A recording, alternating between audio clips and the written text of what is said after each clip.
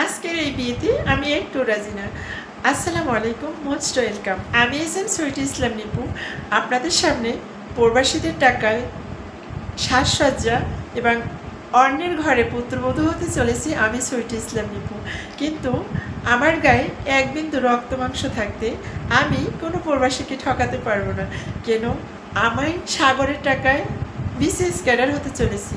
আমি সাগরের টাকায় সুন্দর শাড়ি পরেছি, আমি সাগরের টাকায় অনেক সুন্দর সুন্দর দামি দামি কসমেটিক পরেছি। এখন সাগর সৌদি আরব থাকে বলে সাগরকে আমি বিয়ে করবো না? আমার দ্বারা এটা অসম্ভব। আমার ইটালিয়ান প্রবাসীর প্রয়োজন নেই, আমার সাগর কি প্রয়োজন? সাগরও অনেক ওই দূর প্রবাসী কষ্ট করে, আর ইটালিয়ান প্রবাসী সেও কষ্ট করে। আমি সাগরকে ঠকাবো না।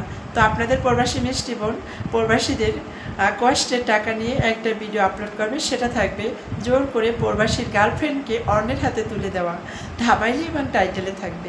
আমি আপনাদের প্রবাসী বোন সুইটি ইসলাম নিপু। আমাদের ভিডিওটি সবাই দেখবেন, ভালো লাগলে অবশ্যই লাইক কমেন্ট শেয়ার করবেন। ধন্যবাদ। তোমার মেয়ে ওই উত্তরকান্দার সাগরের সাথে প্রেম করে, এখন নাকি কথা কইতেছে সাগরের লগে ওর নাকি বিয়ে হয়ে গেছে, ওরা নাকি কোর্ট কাটবেন করছে। তুমি কি হ্যাঁ জানো এসব বিষয়? মানুষ যে তো থাকবে না, মাইয়ের এত বুঝাইছি, মাইয়ে মোড়েও হনে না।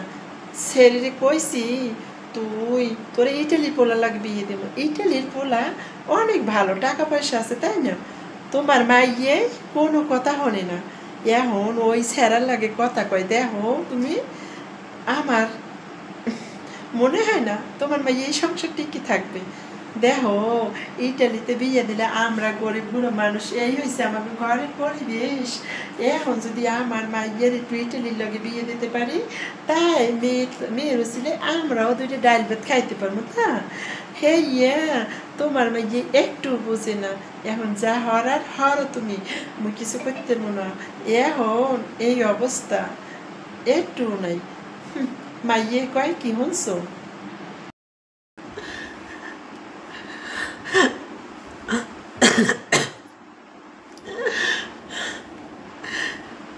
হ্যাঁ, হ্যালো, আসসালামু আলাইকুম।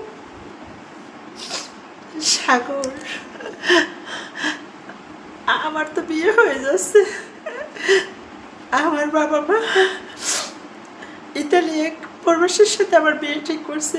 আজকে আমার গায়ে হলো হাজার। আমি তো পারবো না তোরে ঠকাইতে। আমি তোমার অনেক ভালোবাসি। আমার বাবা মা আমার এক বৃদ্ধের হাতে তুলে দিচ্ছে। সে অনেক স্বপ্ন দেখাইছে, তাদেরকে ইটালি নিয়ে যাবে, আমার ছোট ভাইদেরকে বড় ভাইদেরকে সবাইকে ইটালি নিয়ে যাবে। আমি ওনার মতো প্রবাসী চাই না, আমি সাগর তোমাকেই চাই।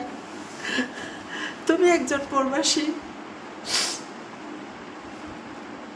হ্যাঁ, তুমি ভিডিও কল দাও। এসে আমি গায়ে হলুদের সাজে বসে আছি। আমি তোমাকে ঠকাইতে চাই না। তুমি বিদেশের বাড়ি মাথার ঘাম পায়ে ফেলে সৌদি আরবে অনেক কষ্ট করি, খেজুর বাগানে কাজ করি আমাকে পড়াশোনা শিখিয়েছো এবং আমাকে তোমার উপযুক্ত বউ বানানোর চেষ্টা করছো। আজকে আমার বাবা মা তোমার সাথে আমাকে বিয়ে দিবে না, তোমার নাকি টাকা পয়সা নেই। আমি এই বিয়ে রাজি না সাগর, আমি রাজি না, বিয়ে করবো না। আমি সাগরকেই চাই, এই বিয়ে আমি রাজি না।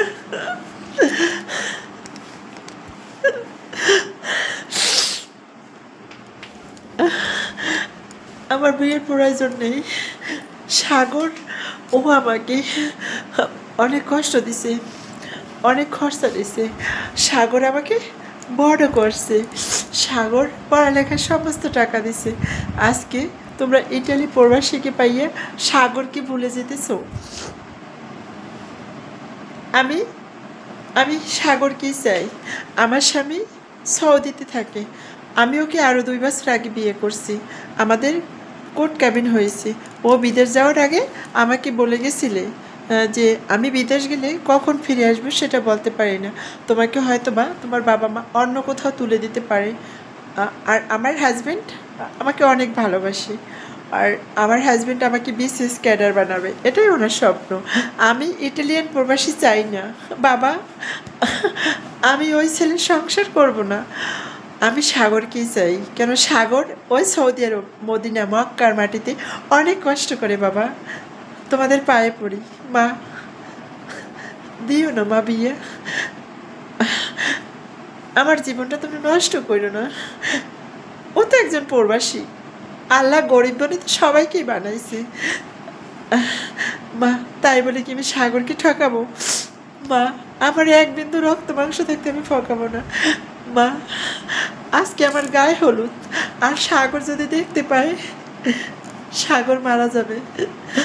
আমি চাই না আমার সাগরের জীবনটা অকালে ঝরে যাক। আর আমি মা অন্য অন্য কোনো প্রবাসীর মুখে শান্তি চাই না।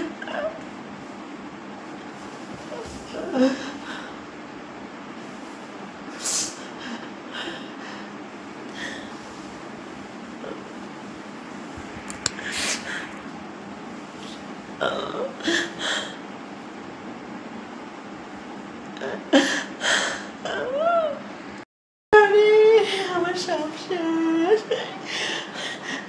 আমারই ভুল ছিল। আমার মাইয়ে তো প্রেম সাগরের লগে করছে। মাইয়ে সুইটি কইছে মা আমার বিয়ে দিও না, কিন্তু আমরা তো টাকা দেখি। তুই ওই ইটালি প্রবাসী লোক যাবি, তোর জবাই করবো, লাগলে তোরে মেরে ফেলবো, তারপর ওখানে বিয়ে দেবো না। করবি? তোর খবর আছে। আজকে রাসেল বাড়িতে এসেছিল। আমি, তোর বাপ আর তোর রাসেল তোর ভাই, আমরা 3 মায় বাপে পুতে মিলে তোর খবর বারোটা বানাবো। দেখো তোমার মেয়ের কি অবস্থা, কান্না করতেছে।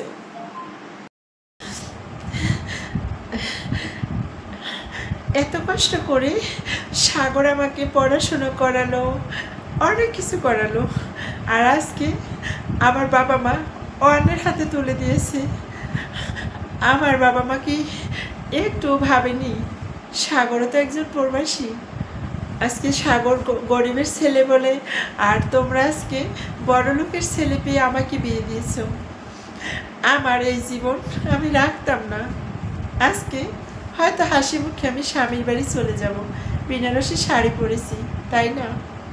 তাতে কি?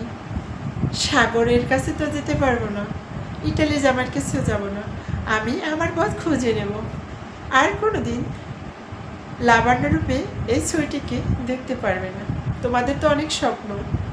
আমি জানি, ছোটবেলা থেকে শুনছি প্রবাসীরা বিদেশের মাটিতে অনেক কষ্ট করে মা।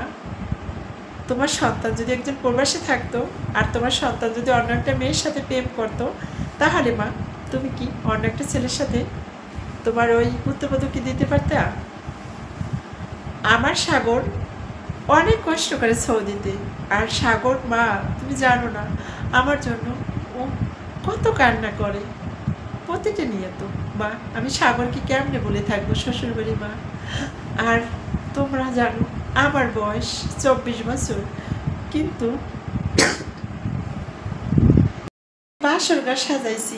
তোমার মেয়ে বাসর ঘর ভেঙে চলে গেছে। সে বলতেছে কি জানো রাসেলের আব্বু, আর সে একটাই কথা তার, সে এই ইটালি প্রবাসীর বউ হবে না, ওই বুড়োর সাথে বিয়ে বসবে না। আমি তোর মা হইয়ে যদি এই বুড়ো বেড়ার লাগে থাকতে পারি, তুই পারবি না কেন? কি হয়েছে তোর?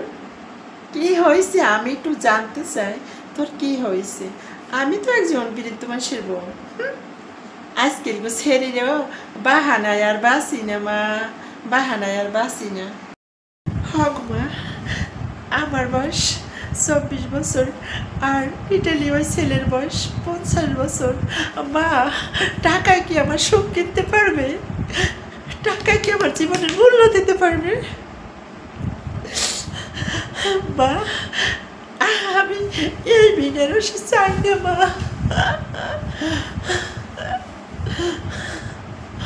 আমি সাগরকে চাই।